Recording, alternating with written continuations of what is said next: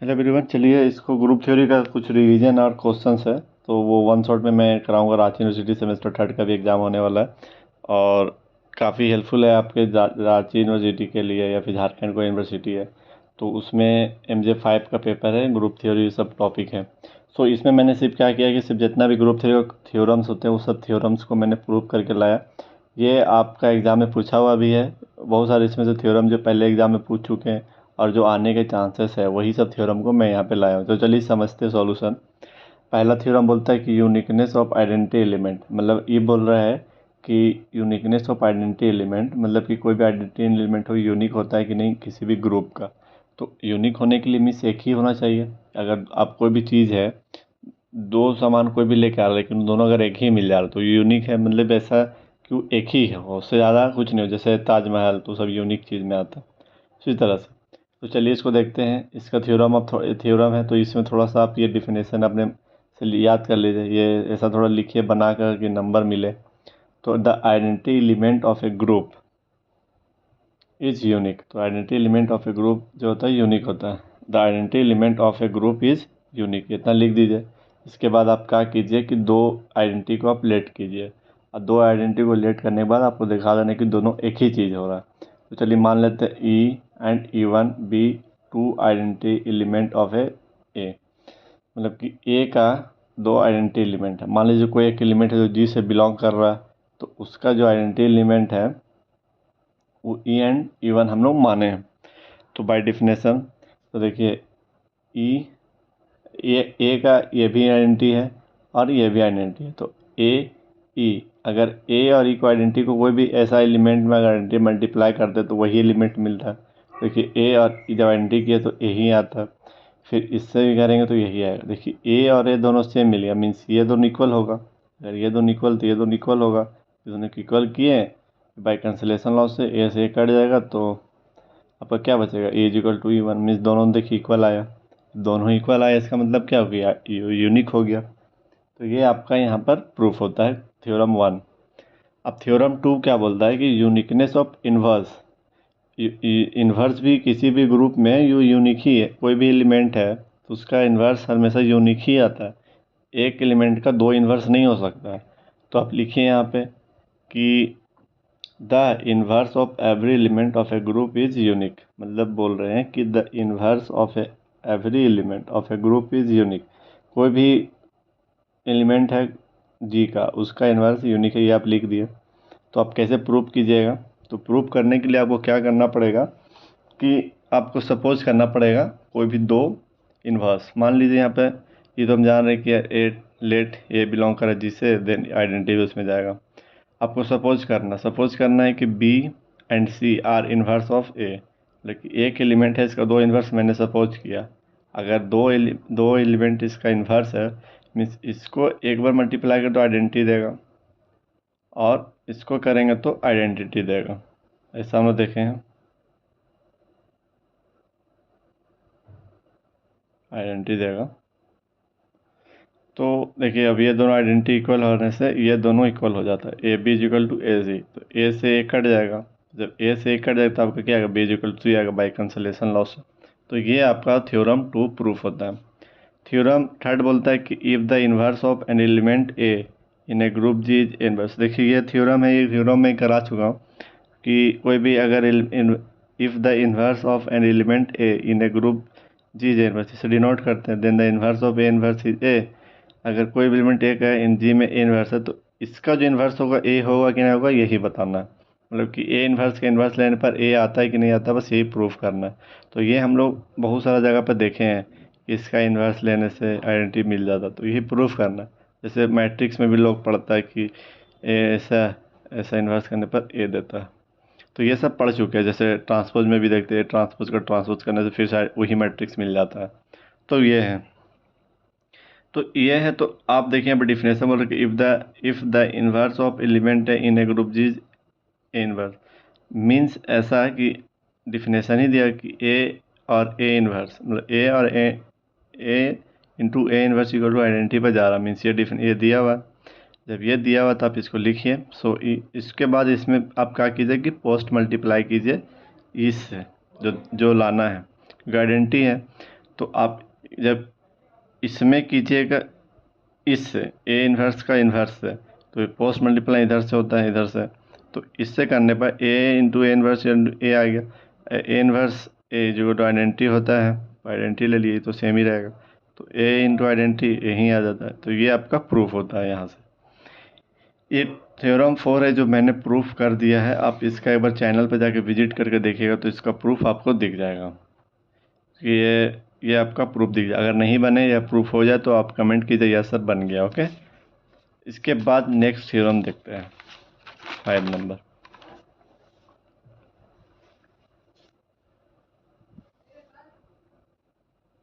Theorem number 5 बोलता है कि consolation law holds in a group. देखिए ये पिछले साल एग्जाम में नहीं आया है। देखिए पिछले साल एग्जाम में ये क्वेश्चन आया हुआ है। तो क्वेश्चन तो रिपीट करने के चांसेस बहुत रेयर होते हैं, तो मतलब ऐसे आइडियाज़ आप ले सकते हैं कि ऐसे क्वेश्चन आएंगे। तो कंसलेशन लॉ बोलता है कि अगर A B is equal to A सी है तो इम्प्लाइज करेगा बी इजिकल टू सी होगा। ये आपका होता है left consolation law. Right consolation law में क्या बोलता है कि A B is equal to C ए है तो बी इजिकल टू सी होगा। तो इसको प्रूफ करने के लिए दोनों में सिर्फ कुछ नहीं करना है, ये इन्वर्स एक बार लेफ्ट से लेना है, एक बार राइट से लेना, बस आपका ये दोनों प्रूफ हो जाएगा। तो ये लिए, इसमें ए बिलोंग कर रहा है जी से दे इन्वर्स बी मल्टीप्लाई कर, अगर ए कोई भी ग्रुप में मतलब ए एलिमेंट है जो जी से बिलोंग कर रहा है तो उसका इन्वर्स भी उसमें बिलोंग करेगा। इसके बाद ए इन्वर्स से आप प्री मल्टीप्लाई के देखें, इसमें आप ए इन्वर्स से मल्टीप्लाई किए, इसमें भी दोनों साइड कर दिए।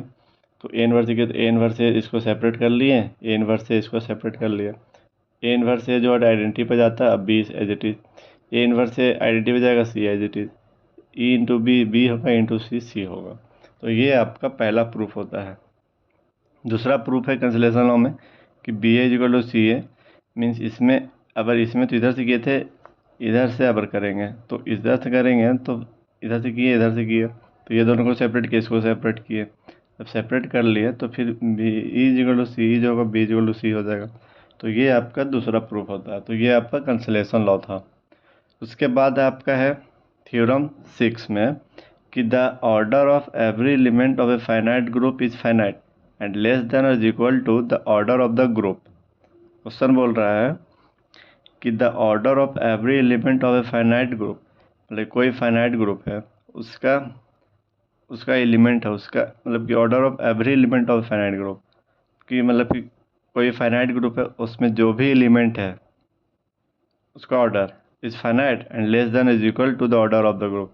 उसका फाइनाइट होगा, लेस होगा और ये इक्वल होगा ग्रुप के। तो सही बात है, ये तो जानते हैं कि कोई भी ग्रुप है उसका एलिमेंट का ऑर्डर चाहे ग्रुप इक्वल होगा चाहे उससे कम होगा। ग्रुप ऑर्डर ज़्यादा हो ही नहीं सकता एलिमेंट का ऑर्डर, तो बस उसी को प्रूफ करना है।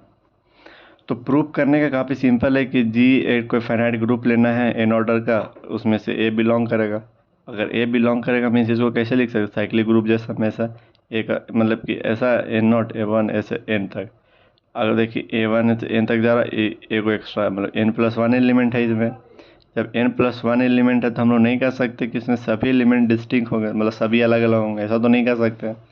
जब ऐसा नहीं कर सकते हैं तो आप मान लीजिए कि दो एलिमेंट इक्वल है। जब सब इक्वल है तो दो एलिमेंट तो एटलीस्ट तो हो ही सकते हैं। जब दोनों इक्वल तो ए का power I equal to A का पावर जे, दोनों को एम मान लिए। अब इसके बाद कुछ नहीं कीजिए, आप याद रखिए अगर इधर जे है तो आपको मल्टीप्लाई करना है ए टू पावर माइनस जे से। यहाँ पर देखिए मल्टीप्लाई किया तो यहाँ से मल्टीप्लाई किया। जब यहाँ हो गया तो देखिए ए का पावर आई इंटू ए का power minus J equal to A का पावर जे माइनस में कर दिए ए में। इसके बाद इधर क्या किए इसको देखें, इसके बाद इसको ऐड किए क्योंकि बेस सेम से पावर ऐड होता है। तो जे माइनस जे जीरो हो गया, आई माइनस जे इक्वल टू इसको आर मान दिए, आर इक्वल टू जीरो हो गया। मीन्स ए का पावर आर करने पर आइडेंटिटी मिल रहा। मीन्स ऑर्डर ऑफ ए जो होगा वो आर ही होगा। हम क्या जानते हैं by definition of order of element से कि जिसका पावर करने पर आइडेंटिटी दे मीन्स वही उसका ऑर्डर होता है। तो ऑर्डर ऑफ ए तो आर हो गया, जो ये लेस देन एन होगा। तो बस यहाँ से प्रूफ हो गया कि ऑर्डर ऑफ ए जो होगा वो ऑर्डर ऑफ जी से कम होगा। बस हो गया क्योंकि आर जो है एन से कम है। ये आपका 6 तक थ्योरम प्रूफ हो गया। अब क्वेश्चन थ्योरम 7 देखिए। 7 में बोल रहा है कि the order of an element of a group G star is the equal to the inverse. ये सही है कि order of an element of a group G, अगर कोई भी ग्रुप जी का अगर एक एलिमेंट है उसका ऑर्डर और इन्वर्स का ऑर्डर दोनों इक्वल होगा। मीन्स अगर ए का ऑर्डर अगर मान लीजिए 2 है तो इसका इन्वर्स का भी ऑर्डर 2 ही होगा। बस यही प्रूव करना है कि ए का ऑर्डर और ए इन्वर्स का ऑर्डर इक्वल होगा। तो इसको प्रूव करने के लिए आप क्या कीजिए कि order of A is equal to order of A inverse, ये प्रूव करना है। तो आप क्या कीजिए कि ऑर्डर ऑफ ए को एन मानिए अपने मन से। फिर जब आप कोई भी ऑर्डर का अगर कोई भी एलिमेंट का अगर ऑर्डर मानते हैं तो उसको पावर करने पर आपका आइडेंटिटी दे रहा मीन्स मल्टीप्लिकेशन में। तो आप क्या कीजिए कि मतलब कि ऑर्डर ऑफ ए का पावर एन करने पर आइडेंटिटी दे रही है। इक्वेशन नंबर 1 मानिए ए इन्वर्स में इस इन्वर्स का ऑर्डर आप एम मान लीजिए, तो इसका इन्वर्स का एम करने पर आइडेंटिटी दे रहा। ये दो इक्वेशन हो गया। आप कुछ मत कीजिए, एक इक्वेशन को उठाइए, एक इक्वेशन को उठाइए और इन्वर्स से मल्टीप्लाई करके आपका आंसर आ जाएगा। इसको पहला देखिए यहाँ पर I have the from equation 1 एक बार इन लिखे। इसके बाद आप क्या कीजिए टेक इन्वर्स बोथ साइड। जब दोनों साइड इन्वर्स लेंगे, देखिए यहाँ भी इन्वर्स लिया, यहाँ इन्वर्स, तो ई का पावर इन्वर्स लेने पर तो यही देगा क्योंकि आइडेंटिटी का इन्वर्स आइडेंटिटी ही होता है। इसका इन्वर्स लेने से इन्वर्स अंदर आ जाएगा और एन ऊपर चला जाएगा। तो ये यहाँ पे क्या दिखा रहा है कि ए जो इन्वर्स है उसका ऑर्डर जो है एन है, क्योंकि देखिए ए इन्वर्स का पावर एन करने पर आइडेंटिटी मिल रहा है। Means order of A inverse जो होगा वो less than equal to N ही होगा। लेकिन मुझे क्या पता है कि ऑर्डर ऑफ ए इन्वर्स जो होता है बाय डिफिनेशन यहाँ जो मैंने लेट किया है यहाँ पर तो एम है, तो ये M less than equal to N आ रहा। उसी तरह से आप क्या कीजिए कि सेकेंड पार्ट को उठाइए, order of A inverse equal to M है, तो आप इसको उठाइए सेकेंड पार्ट, सेकेंड इक्वेशन को, इसको यहाँ पर फिर इसमें भी इन्वर्स लीजिए। देखिए यहाँ पे इन्वर्स लिए, इसको उठाएं, इसको इक्वल की मतलब ऐसे उठाएं इसको, तो इसके बाद इसको एम को अंदर लिया और इन्वर्स को बाहर लिया। इसके बाद फिर इस पर इन्वर्स अप्लाई करिए। जब इन्वर्स अप्लाई करेंगे तो ए इन्वर्स से जब भी करेंगे तो हट जाता है, 1 हो जाता है और इज इक्वल टू आइडेंटिटी का इन्वर्स। तो आइडेंटिटी का इन्वर्स तो आइडेंटिटी ही देगा। इससे क्या पता चलता है कि ऑर्डर ऑफ ए जो है वो less than equal to M होगा। लेकिन मुझे क्या पता है कि ऑर्डर ऑफ ए जो है वो एन है, एन लेस इक्वल टू, देखिए यहाँ पर ये आ रहा है, यहाँ पर ये दोनों से आप बोल सकते हैं ना कि M is equal to N है। ये प्रूफ होता है कि ऑर्डर ऑफ ए और ऑर्डर ऑफ ए इनवर्स दोनों इक्वल होता है। तो ये आपका प्रूफ था। इसमें डॉट हो तो आप हमसे कमेंट कर लीजिए कि सर यहाँ पे डॉट है। क्वेश्चन मतलब कि थ्योरम 7 प्रूफ हो गया। उसके बाद थ्योरम देखिए आप 8 वाला। 8 थ्योरम काफ़ी शॉर्ट है। बोलता है कि for any element A of a group G, order of, बोलता है कि for any element A of a group G order of A equal to order of A inverse A, मतलब कि ए का ऑर्डर ऑफ ए और order of X inverse A दोनों equal होना चाहिए। तो इसको इक्वल होने के लिए आप क्या कीजिए लेट कर लीजिए कि ऑर्डर ऑफ ए जो एन है इसको एम मान लीजिए, जैसे अभी पीछे क्वेश्चन में माने आप इसको माने। आप इसको क्या कीजिए कि इसको एन टाइम्स लीजिए, इसको आप एन टाइम्स लीजिए, एन टाइम्स इसे मल्टीप्लाई कीजिए, मीन्स ऐसा मल्टीप्लाई होगा। तो जब ऐसे आप एन टाइम्स मल्टीप्लाई कीजिएगा, देखिए इसको ओपन कीजिए तो एक्स इन्वर्स से एक्स और X inverse, X into X inverse आ रहा मीन्स ए पर जाएगा, ए पर जाएगा, ये रह जाएगा, ए इंटू ए पर जाएगा, फिर ये रह गया, यहाँ करेंगे तो फिर एक, इस तरह से यहाँ तक आपका ए मिलेगा। इसके बाद एक्स एज इट इज रहेगा,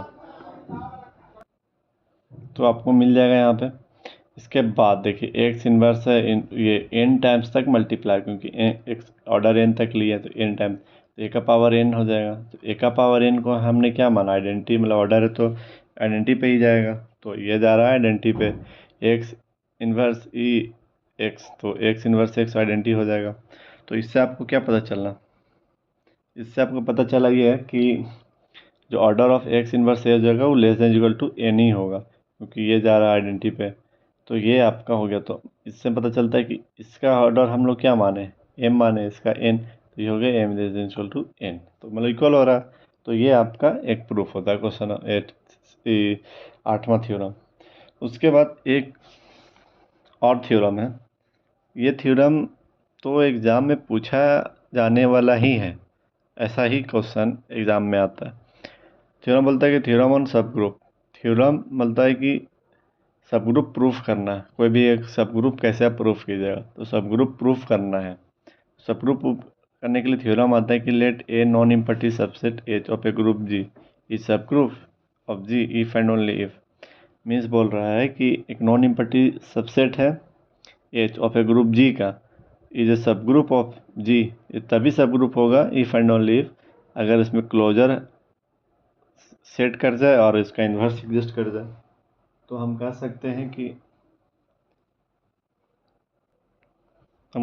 हैं कि आपको इसका दोनों क्लोजर और इन्वर्स मिल जाने से वो हम बोल सकते हैं कि सब ग्रुप बनाएगा। तो इसमें आपको नेसेसरी और सफिशिएंट दोनों प्रूफ करना रहता है। तो नेसेसरी पार्ट में ये होता है कि अगर एज को कोई सब ग्रुप है, मान लिए एज इज ए सब ग्रुप, अगर सब ग्रुप है तो ये दोनों प्रॉपर्टीज को होल्ड करना पड़ेगा। तो नेसेसरी पार्ट में होता है कि let H is a subgroup of जी, मैंने माना कि एच इज ए सब ग्रुप है जी का, then A belongs to H और बी बिलोंग्स टू एच, क्योंकि सब ग्रुप है तो ए भी एच से बिलोंग करेगा, बी भी एच से, तो इसका मल्टीप्लीकेशन वो ऑब्वियस बात एच से ही बिलोंग करेगा। तो पहला कंडीशन तो सेटिस्फाई हो गया। दूसरा कंडीशन सेटिस्फाई होने के लिए आपको क्या करना, ए बिलोंग एक एच और A inverse belong H, B the inverse of A in G, मतलब कि B the inverse of A in G, means इसलिए ए एच में बिलोंग कर रहा है, इम्प्लाइज करके इनवर्स भी एच में ही बिलोंग करेगा। तो ये आपको दूसरा कंडीशन सेटिस्फाई कर गया। नेसेसरी तो इजली हो गया, सफिशिएंट में आपको थोड़ा सा सोचना है।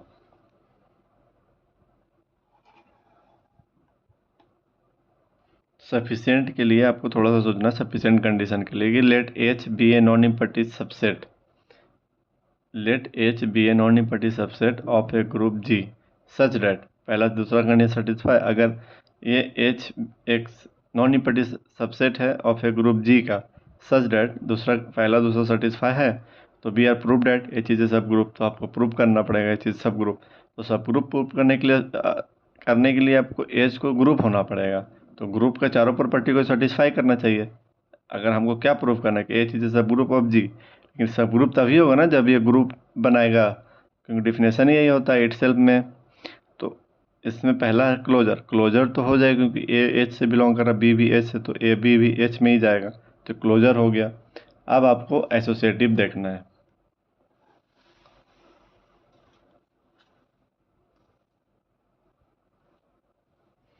यहाँ देखिए एसोसिएटिव बोलता है कि for all A B C belong कर रहा है एच से, तो इसका एसोसिएटिव के लिए अगर ये एच में जा रहा तो जी में भी जाएगा, तो ए बी और यहाँ एच ये एसोसिएटिव हो जाएगा। आइडेंटिटी भी इसमें बिलोंग कर जाएगा, क्योंकि ए बिलोंग कर एच से, तो इम्प्लाइज ए इनवर्स भी एच में जाएगा, तो ए और A inverse belongs to H, तो ए और ए इनवर्स वो आइडेंटिटी जा रहा है, मिस आपका आइडेंटिटी एलिमेंट यहाँ मिल रहा है, तो ये आइडेंटिटी भी मिल जाएगा। इनवर्स तो मिल ही जाएगा क्योंकि सिंस ए बिलोंग एच में, तो एक एक्स ए बिलोंग कर एच में, तो ए इनवर्स भी एच में ही जाएगा। तो एच इज सब ग्रुप, देखिए इसमें चारों प्रॉपर्टीज होल्ड कर लिया ग्रुप का, तो ये ग्रुप बन जाएगा।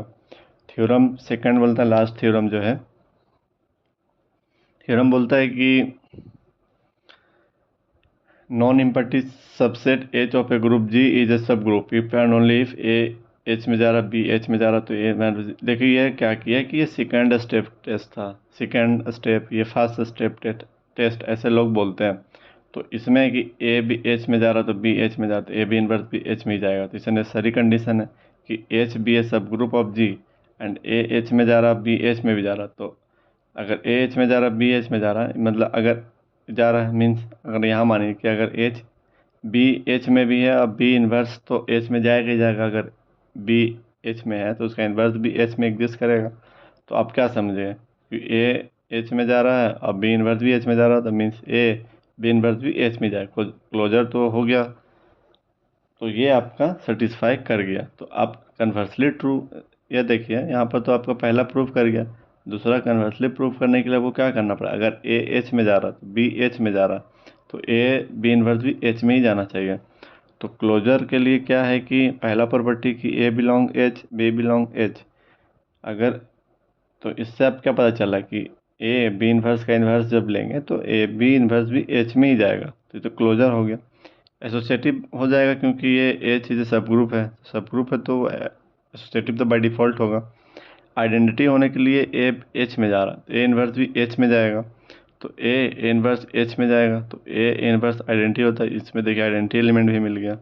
इन्वर्स होने के लिए ई एच में है और बी भी एच में है, तो ई बी इन्वर्स भी एच में जाएगा, तो B E B inverse H में है तो बी इनवर्स भी एच में ही जाएगा, तो ये आपका प्रूफ होता है, सब मतलब कि ग्रुप आपका प्रूफ होता है। तो ये थ्योरम था। इसके बाद एच इंटरसेक्शन मतलब कि इंटरसेक्शन ऑफ सब ग्रुप, यूनियन ऑफ सब ग्रुप, फिर और भी ऐसा थ्योरम्स है जो आपको बताऊंगा। तो यहाँ तक अगर अच्छे लगे हों तो आप कमेंट कर लीजिए जो भी डाउट हो। Okay, thank you.